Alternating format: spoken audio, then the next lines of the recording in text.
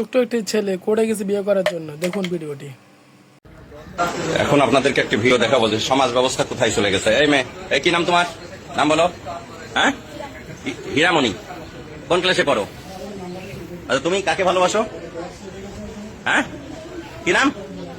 এই মিনাজুল কোনটা? এই দেখো নায়ক। এই টাকা, এদিক টাকা টাকা টাকা। তুই কি করিস? ওয়েল্ডিং এর কাজ করিস। আর তুমি পড়ো কোন ক্লাসে? বেনাপোল মাধ্যমিক বিদ্যালয়ে, তাই না? ক্লাস 6-এ। এই তুমি তুমি হ্যাঁ, এই মাথায় করো। তুমি বয়স হাতে হয়নি। কি নাম তোমার? তুমি ক্লাস 6-এ পড়ো? 7-এ?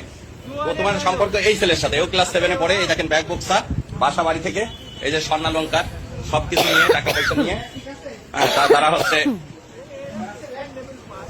টাকা পয়সা স্বর্ণালঙ্কার সব নিয়ে বাড়িতে বেতনা এক্সপ্রেসে তারা চলে যাচ্ছিল। বেতনা এক্সপ্রেসে আমাদের এই যে জয়নুল ভাই, তার কাছে টিটিরা সবাই সোপর্দ করেছে। পরে আমার বাড়িতে নিয়ে আসছে, প্রয়োজনীয় ব্যবস্থা গ্রহণ করা হবে।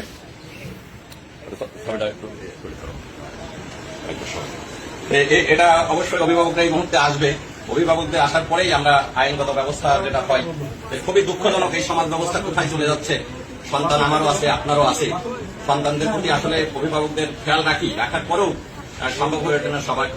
ওই একটা মেয়ের বাবা থাকে বিদেশ, আর এটা ক্লাস 7-এ পড়ে, তারা একই স্কুলে পড়ে, আর একটা ওয়েল্ডিং এর কাজ করে, খুবই অল্প বয়স্ক, যেটা মানে ভাবা যায় না।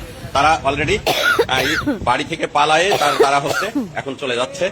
কোথায় যাওয়ার উদ্দেশ্য ছিল? কোথায়? এই খুলনা। কোথায় খুলনায় যাই? কি উদ্দেশ্য ছিল বল তুমি? কি পরিকল্পনা করেছিলি বল, কথা বল। কি পরিকল্পনা করছিলি? কি পরিকল্পনা করছিলি? যাই কি বাসা ভাড়া নিয়ে থাকবে এরকম একটা চিন্তা ভাবনা? তোর বিয়ে হয়? তোদের বয়স হয়েছে, বিয়ে হইতো? বল।